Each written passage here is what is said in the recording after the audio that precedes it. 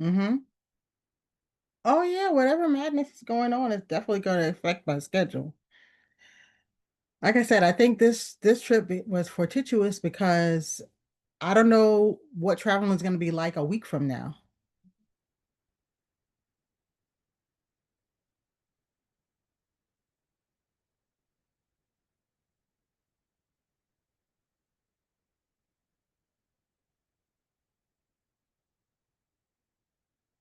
Hi, and welcome to Three of Skeins. It's me. Hi, I just want to let everyone know that I'm going to be back doing the podcast on a more regular basis, and I wanted to share what I'm doing for the fall. So I know everyone's probably heard about people doing personal curriculums. I did not know I've been doing personal curriculums. I just didn't have a name for it. I've always taken on learning about new things on my own, but I never had a name for it. But now I know. I've been doing personal curriculums, y'all. Imagine that.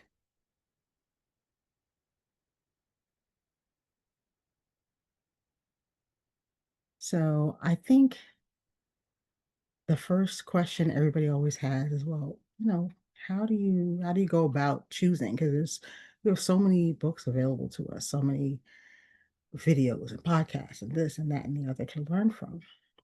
So what I decided to go with was a bunch of books, most of which I already had in my library, but a couple I did buy special. And I started by deciding what I wanted to learn. And actually, what actually sent me down the rabbit hole was this book. It's called Mary Thomas's Knitting Book. Now, this is an old book that I actually found at a library book sale, and I can't recommend them highly enough. If your library has a book sale, absolutely go because you never know what treasure you're going to find. So, in Mary Thomas's knitting book, it answered a question I had for a long time because in the past, patterns used to be written in one size, period. That's it.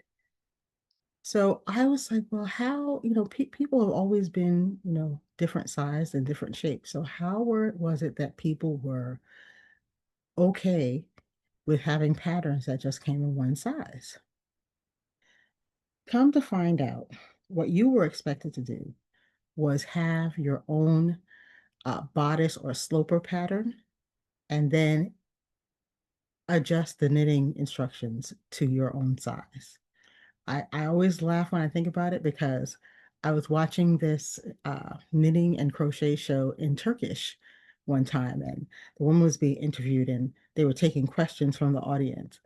And one of the questions was something like, what size should I make the thing? Because the woman had demonstrated how to make a particular sweater. And the questioner wanted to know, well, how do I make it in my size? And the woman was so perplexed, who was giving the interview. She froze for like 3 seconds and then she said in English, make it to your size. Like, what size would you make it in? But that's how people were able to make things to their size. They had some sort of way to capture their body measurements and then make things to their own size. So, that sent me down a rabbit hole, right? I was like, a sloper for knitting. Now, when I used to sew, I had heard of slopers. I had never actually made one, and I should have back then. Because once you have a sloper, you have a basis to adjust whatever pattern you get your hands on. And it's sort of like having a dress form in 2D form because the sloper conforms almost exactly to your body measurements. So Mary Thomas's knitting book sent me down the initial rabbit hole. Like, okay, you can make a sloper for your knitting projects. How do you go about making a sloper? That was the other thing because I was like, okay, there are some instructions in there, but I find that is not quite enough. and I wanted to have a better understanding of what I was doing. So my first course of my personal curriculum, I'm doing two tracks really. And I'm not going to do this as a monthly thing because that's not enough time for the amount of work I'm planning to do on this. Mine is for the fall winter season, so it's going to start. It started the beginning of October, and I'm going to finish this particular course the end of January. So more to come on that. So I was like, okay. I have been watching The Great British Sewing Bee. If you haven't seen it yet, it's on the Roku channel, and I don't know where else you can get it, but if you have access to it, uh, get it. Love the show. So inspiring to watch the people work their way through the challenges. And it's just got an upbeat, uplifting tone to it that I really love. I find it just deliciously relaxing. So I got a couple of their books. I did not know this, but the Great British Sewing Bee puts out a lot of sewing technical manuals. So the first one I got was the Great British Sewing Bee Pattern Drafting book. Now, this book in particular is not going to teach you how to make your own sloper, but it does teach you how to work with your sloper once you have one, and it gives you suggestions on where to get a good sloper pattern. The coolest thing is there is a quarter size sloper that you can download and practice with, because one of the things that's great about having a sloper is that once you have that basic pattern worked out, you can then transform it into patterns for many other things. So in the case of a knitter like me, I can go from a basic set-in sleeve bodice and I can make that into a raglan top. So that's what this book is primarily about, and how to fit it to your body perfectly.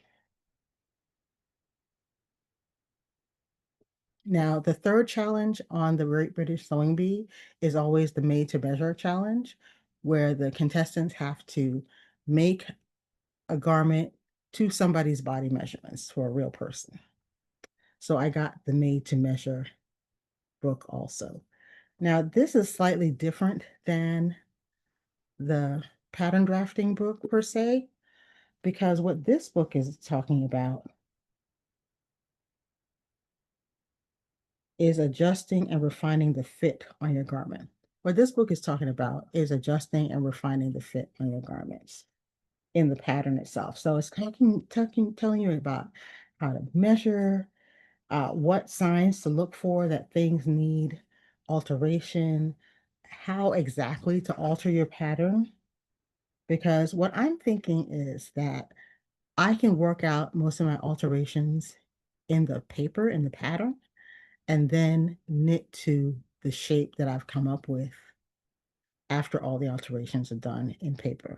So that's my theory. And actually, I don't know where mom got this from, but she pulled it out and she was like, "Hey, you know what I've got? I've got I've got this pattern cutting book."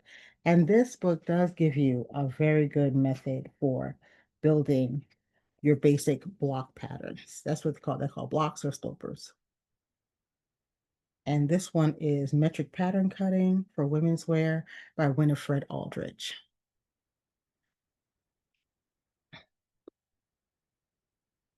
So what I hope to do is work my way through the relevant sections of these books over the next couple of months, and then build a project out of these books to take it from a perfected sloper that fits, and then to knit something based on my sloper that also fits. That's why I'm giving myself several months to do it. Just getting my other books. So I told you I had two tracks. I plan to do a lot more writing on my blog. I'm going to be submitting things to magazines. I'm just going to get much more writing done. So I wanted to create a healthy writing practice that would also be sustainable for me.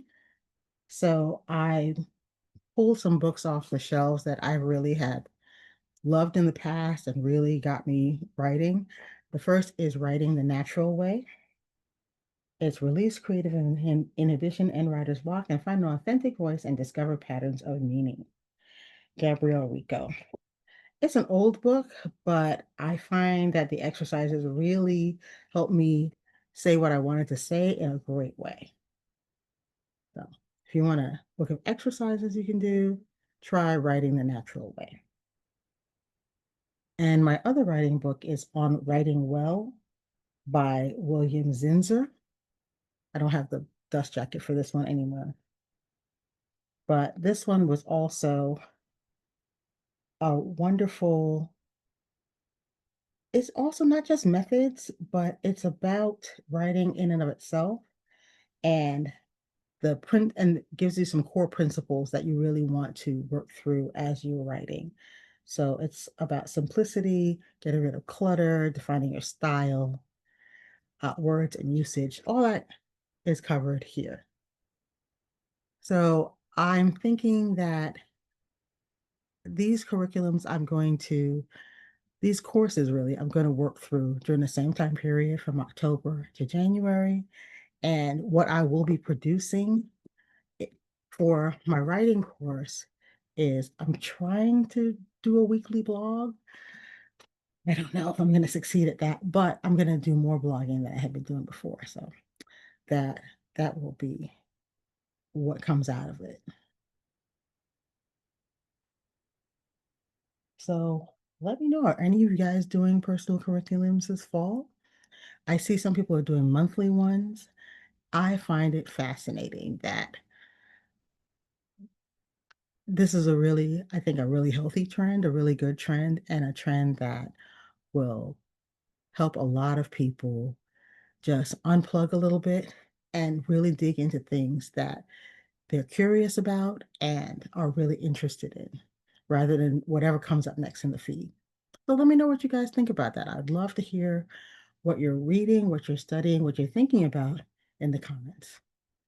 And I think that's it for me this time. Thank you so much for joining me, and I hope I'll see you again in 2 weeks. Bye bye. Thank you guys.